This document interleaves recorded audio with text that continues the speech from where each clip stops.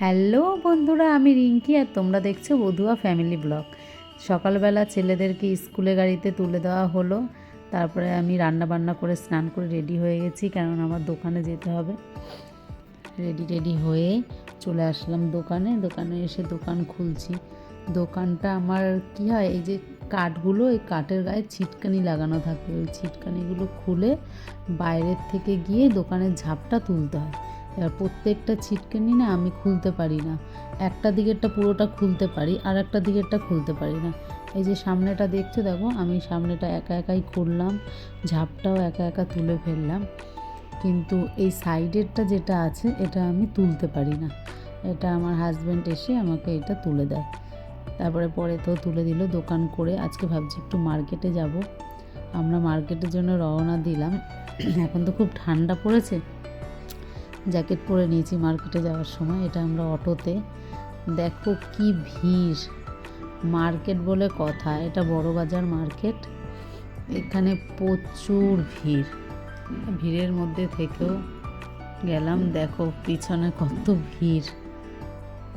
আমি বেশিরভাগ টাইম একাই আসি, মাঝে মাঝে আমার হাজব্যান্ডও আমার সাথে আসে। মার্কেট করা হয়ে গেছে, এবারে আমরা ভাবলাম এত খিদে পেয়েছে, আমরা ভাবলাম একটু কিছু খেয়ে নিই।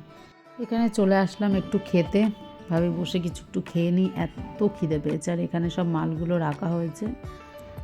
আর দেখো আমরা অর্ডার করেছিলাম ইডলি, আর অর্ডার করেছিলাম 1 প্লেট ধোকলা আর 2 প্লেট ইডলি ছিল। এইটা খেয়েই আমাদের পুরো পেট ভরে গেছে, আর দরকার হয় না। এমনিতে মার্কেটে গেলে বেশিরভাগ টাইমে কিচ্ছু খাওয়া হয় না, এত ভিড়, আর মার্কেটিং করতে করতে টাইম কখন কেটে যায় খাওয়ার কথা মনেও পড়ে না, খিদে লাগলেও খাওয়া হয় না। তাও আজকে দুজনে মিলে গেলাম বলে তাও একটু খেয়ে নিলাম, খেয়ে দিয়ে বাড়িতে চলে আসলাম বাসে করে। বাড়িতে এসেও তো কাজ, দোকান খুলতেই হবে, কেননা দোকান তো আর বন্ধ করা যাবে না। দোকান খুললাম, দোকান খুলে কাস্টমারও আসছিল, ওদেরকে মাল দিচ্ছিলাম, তার সাথে সাথে একটু করে এখানে গুছিয়েও নিচ্ছিলাম। আমার এই পেছনের শোকেসটা অনেক ফাঁকা হয়ে গেছিলো, ভাবছি যে শোপিস যেগুলো কিনে এনেছি ওগুলো ওইখানে মোটামুটি একটুখানি সাজিয়ে দিই। শোপিসগুলো সাজাতে গিয়ে দেখি আমার দোকানটা তো একদম মেইন রাস্তার পাশে, তো প্রচুর ধুলো হয় এখানে। ওটা গোছাতে গিয়ে দেখি নিচে এত ধুলো পড়ে গেছে, এখন গোছাতে গেলে পুরোটা আগে পরিষ্কার করে নিতে হবে, তারপরেই গোছাতে হবে। তাই শুরু করে দিলাম প্রথমেই পরিষ্কার করার কাজ। আর প্রত্যেকটা শোপিসগুলো না মানে কাচেরই বেশিরভাগ, তার জন্য এত সাবধানে সব করতে হয়, না একটুখানি টাক লাগলেই গেল, ভেঙে গেল আমার জিনিসগুলো। তার জন্য খুব সাবধানে আস্তে আস্তে করে শোপিসগুলো প্রথমে মুছে নিলাম, তারপরে আস্তে আস্তে গোছানো শুরু করলাম।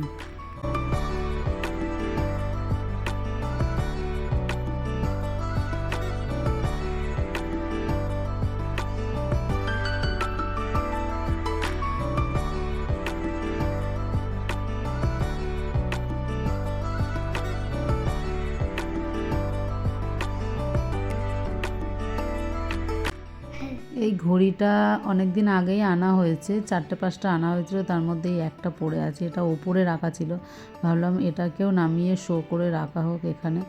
আর আজকে মার্কেটে গিয়ে যা একটা কাণ্ড হলো না, আমি ফোনটা নিয়ে ভিডিও করছিলাম, আর আমার হাজব্যান্ড ব্যাগ নিয়ে পেছনে হাঁটছিল, আর আমি ভিডিও করছিলাম।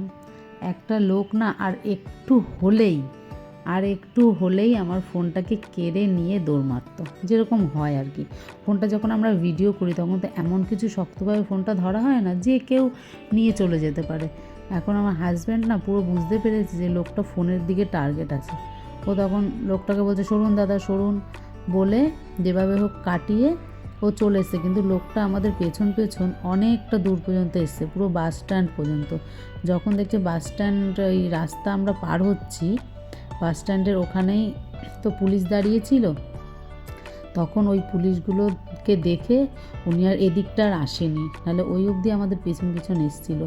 কেননা মার্কেটে না প্রচুর নানান ধরনের লোক থাকে মার্কেটে, খুব সাবধানে যেতে হয়।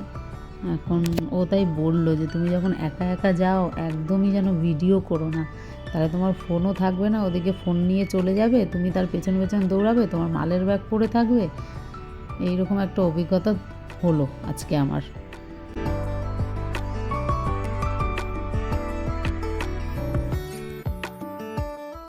নতুন সব শোপিসগুলো আনা হয়েছে, এগুলো অ্যাকচুয়ালি সামনে তো ভ্যালেন্টাইন ডে, সেই হিসাবেই আনা হয়েছে। এখন এই যে শোপিসগুলো আমি তোমাদের করে একটা আলাদা করে ভিডিওতে আমি এই শোপিসগুলো দেখিয়ে দেবো। আর গল্প করতে করতেই যাক গোছানো হয়ে গেল শোকেসটা। দেখো তো শোকেসটা কীরকম লাগছে দেখতে পুরো গোছানো হয়ে যাওয়ার পর।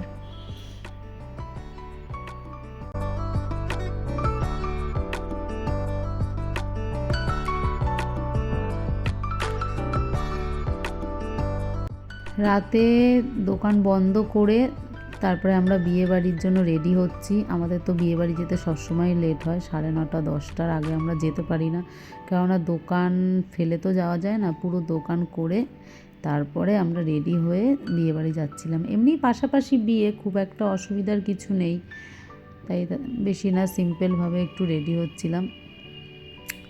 রেডি হয়ে দেখো পাপাই কি করছে, সিঁদুরটা পরে নিলাম, নিয়ে চলে গেলাম বিয়েবাড়িতে। বিয়েবাড়িতে গেলেই তো সবাই মিলে একটু ফটো তোলা, এইসব সবার সাথে একটু কথাবার্তা, একটু আনন্দ করলাম, করে খেয়ে দিয়ে বাড়ি চলে আসলাম। পুরো ভিডিওটা দেখে তোমাদের কেমন লাগলো অবশ্যই কমেন্ট করে বলো।